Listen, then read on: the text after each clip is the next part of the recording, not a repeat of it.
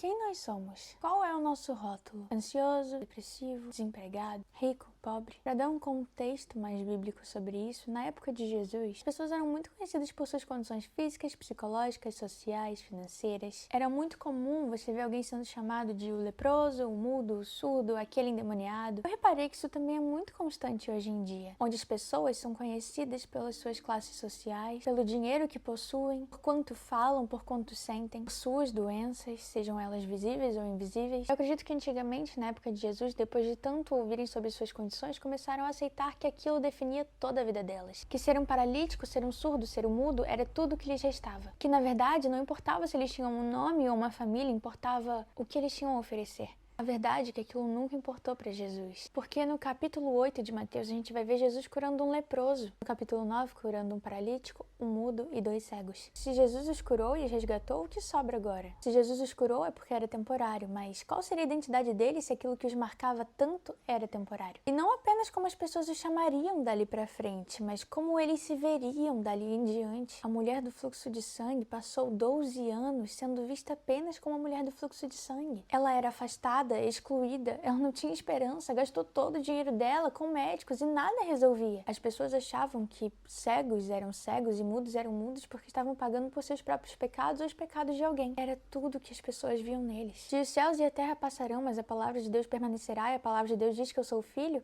então essa é minha identidade eternamente. E assim como Jesus não enxergava as condições daquelas pessoas, mas os corações delas, é a mesma coisa atualmente. Não importa qual foi o título que ficou impregnado na nossa vida, seja como as pessoas nos veem ou como nós mesmos nos enxergamos. O que importa é que, uma vez filhos, nós podemos aceitar o convite de Jesus. Mateus 11:28 diz assim: Venham a mim todos vocês que estão cansados de carregar as suas cargas pesadas, e eu lhes darei descanso. Todas essas cargas que envolvem títulos, rótulos, são para serem entregues aos pés de Jesus. Que a nossa condição atual não anula o que Deus planejou desde a fundação do mundo, que era que nós seríamos seus filhos por meio da adoção, por meio de Cristo Jesus. Você não é definido pela doença, pela classe social, pelo nível de inteligência ou não. As pessoas daquela época que tiveram um encontro verdadeiro com Jesus entenderam isso. E eu oro para que a gente entenda também. Tchau!